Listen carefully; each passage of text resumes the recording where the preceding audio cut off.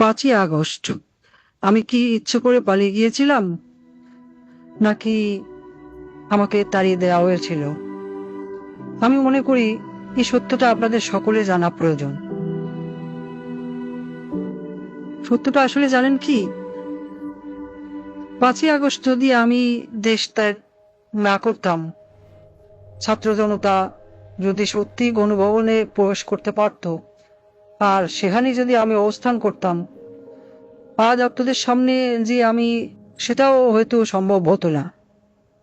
তারা আমাকে কখনোই জীবিত রাখতো না, গাদ্দাফিসেও করুণ পরিণতি করত।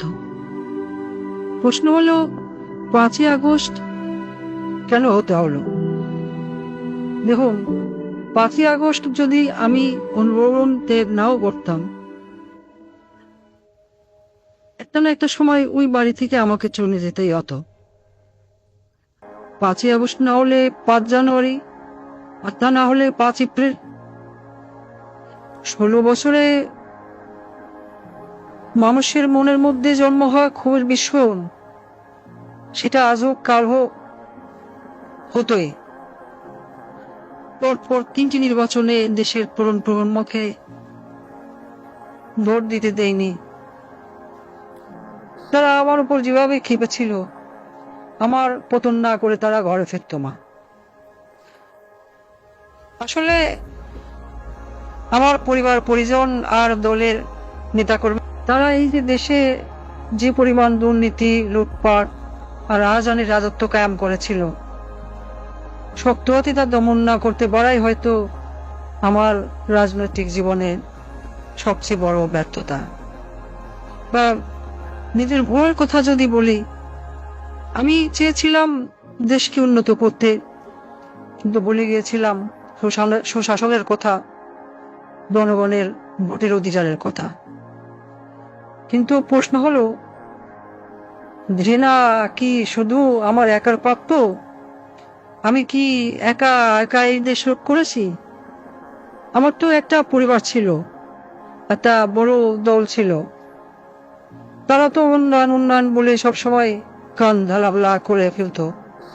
তখন কি কেউ আমাকে বলেছিল, আপা উন্নয়ন করেন, কিন্তু ভোটের অধিকারটাও জনগণকে দিয়েন? কেউ বলেছিল? আমি এত বড় ভুল পথে চলে গেলাম, আমার পরিবারের কোনো সদস্য আমাকে কোনদিন একবারের জন্য বলেছিল? কেন? আমি কি শুধু তাদের কাছে টাকা কামাই করার মেশিন ছিলাম? আমাকে ব্যবহার করে শুধু আমার বলে নেতা কর্মীরা পয়সা কামিয়েছে, তা কিন্তু না।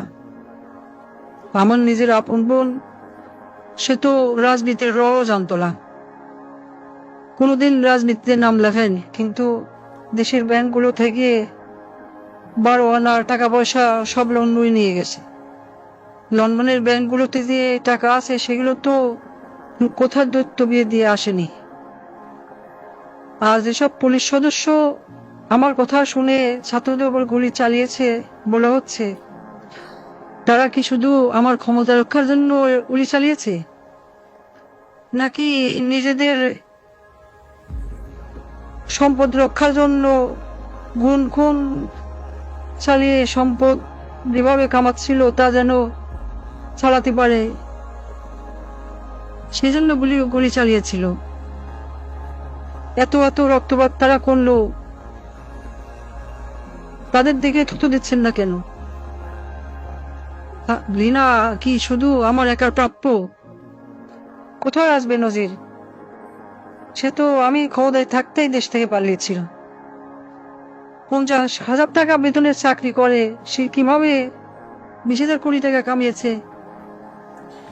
হ্যাঁ, আমার ব্যর্থতা, আমার ক্ষমতা ব্যবহার করেই তো এরা এত সম্পদের মালিক হয়েছে। দেওয়ার প্রশ্ন, যত সব ঘৃণা, সব কি আমার একারই প্রাপ্য? সবকিছুর জন্য যেন আমি একাই দায়ী, এই প্রশ্ন আমি রেখে যাচ্ছি। পরমাণু বিদ্যুৎ প্রকল্পে $12 বিলিয়ন থেকে $5 বিলিয়ন আত্মসাতের অভিযোগ ঘটেছে।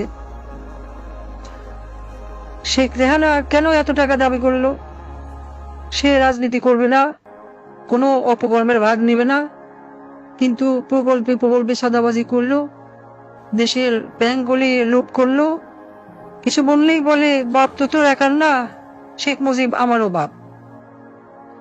আমি বলি দেশ লুট করা বাপের গোদ তুলি না। এই দেশে হয়তো এমন মানুষই বেশি ছিল যারা আমাকে ভালোবাসে নাই, ঘৃণা করেছে, কিন্তু আমার বাবাকে তো ভালোবাসতো।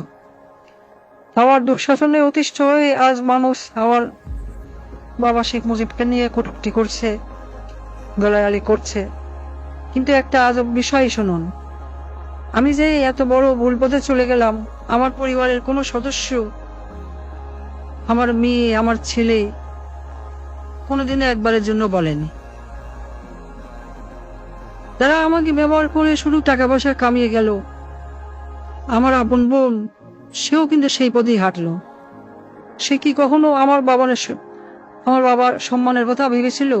বঙ্গবন্ধু তো তারও পিতা ছিল। সে কি করলো? কিছুদিন আগেও আমাকে নেত্রী বলে রাখতো, আজ ডাকে খুনি। আমি জানি এই তকমা আমার প্রাপ্য, কারণ আমি যা করেছি তা কখনোই ক্ষমার যোগ্য অপরাধ না। রাতে যখন ঘুমোতে যাই, আমার দিনগুলো আর রাতগুলো এখন একই রকম। আমি জানি না ঘুমাতে কেমন লাগে, জানি না শান্তি কাকে বলে। আমার ঘরে প্রতিদিনই এখন মানুষ আসে, আমার চারপাশে দাঁড়িয়ে থাকে। আমি জানি না তারা মৃত নাকি জীবিত। আমি আয়নার দিকে তাকাই, কিন্তু নিজের চেহারা দেখতে পাই না। দেখি রক্তমাখা হাত, পা, মাথা। আমি চিৎকার করে বলি, আমি তো দেশ বাঁচাতে চেয়েছিলাম, কিন্তু সেই কণ্ঠগুলো আমার কথা শোনে না। তারা আমাকে বারবার প্রশ্ন করে, আমাকে কেন মারলেন? আমার মায়ের কাছে ফিরিয়ে দিন। আমি ক্ষমা চাই না। আমার মতো নরপিশাচের কোনো ক্ষমা হয় না। আমি এক পাপী, আমি এক মহাখনি। আজ আমি মতিউর রহমান রেন্টুর সাথে গোলা মিলিয়ে বলতে চাই, আমার ফাঁসি চাই। আমি চাই রাস্তার মোড়ে আমাকে প্রকাশ্যে ফাঁসি কাস্টে ঝুলিয়ে হত্যা করা হোক, এ জাতিকে পাপ মুক্ত করা হোক। জয় বাংলা, জয় বঙ্গবন্ধু।